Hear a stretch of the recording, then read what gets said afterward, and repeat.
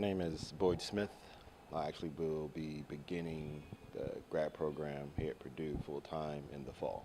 I'm studying electronic time-based media with interdisciplinary study in painting. So I'm trying to merge the two together to create a new style of art. So when you kind of know where you've been versus where you're going, it kind of puts everything in a better perspective.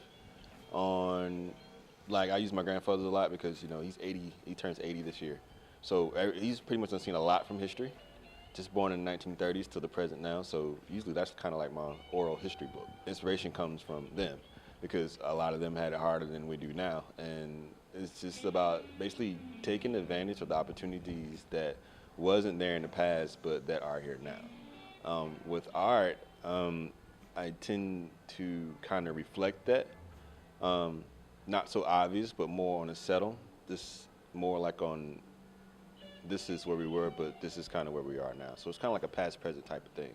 My childhood was actually very active, no different than what I am today. My parents kept me in a lot of things. Actually, my grandfather played in the CBA, which is kind of the NBA, and from then on, I played sports. So I played a lot of basketball. Art really didn't happen until I played a little bit as a hobby, off and on a little bit, but it really didn't happen until I was an undergrad. Kind of settle down and kind of a little bit more focused on yourself, and I started from there on. I grew up in Concord, North Carolina. It's like 20 minutes outside of Charlotte. So there is pretty much like a basketball town anyway. You find a little bit of arts there, but you find it probably more in Raleigh. But I actually grew up in North Carolina all my life. Childhood, art vision, I had a lot of friends who did a lot of art, so that kind of pulled me into it, but I kind of was mostly into sports, but sports don't last forever. So I kind of fell back on art, and ever since then, it's just been a true inspiration to me to do that. My main thing I like about art is doing something and the expressions that I get from the audience. I like to get people's reaction. Sometimes I only like people to know I am the artist who did it. I might go up and ask them, what do you think of this? Or why do you think this? Just to pick their brains a little bit. Because I had a few in here who actually look at this and they actually who did this? And I'd be like, oh, I did. They'd be like, no, really, who did this? It's funny, and everybody's like, no, really, he did it, which it kind of, then their barrier kind of goes up a little, which I hate because I want to get their real open opinion on some things too. So I'd be like, what attracted you to this, or why do you question this and stuff like that. But I mean, that's one of the most fondest moments of being an artist. I like people's reaction. So I'm always trying to pull the audience into my work and just off something really different, just like what you said earlier with the colors and stuff like that. So, and then I got to the point where I met another artist who used so many vibrant colors, and I loved it because I was so attracted to it. And this is back home, and his name is John Harrison Jr. And I told him, I hope you don't mind. But I'm gonna borrow your color palette. He goes, oh man, it's no problem at all. And it turns out we're 5 days apart, so we kind of think alike too.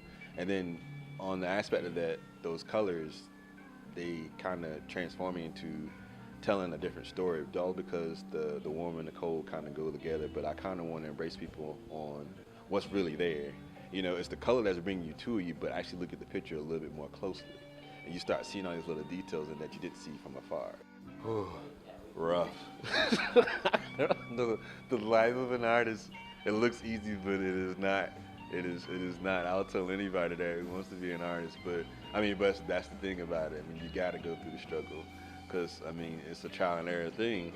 So you tend to learn a lot versus what you do, and then the location, and then selling, and then it comes down to business. So it's just all those things that come involved. And then with me, some people get to a point where they just do art because they just want to. Some people do it because it's the business side of it. And then some people just want to explore and keep exploring and keep exploring. That's kind of where I am, and I don't have no problem with the other two. It's just that I still am on the urge of wanting to learn more. I love to learn from different people. I want to create a style of art that involves an audience looking at a live performance painting. But with that painting, I want to create more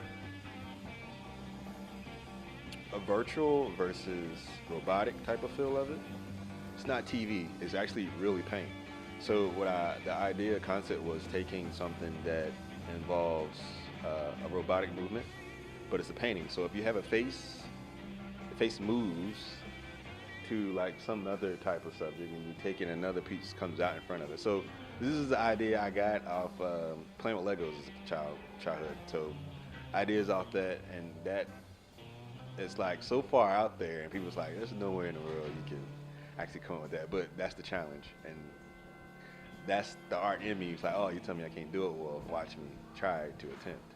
As far as it being just only not an idea, but now it's more realized now. So I'm a little excited. So I'm just trying to, take baby steps, learning different things here and there to put that together.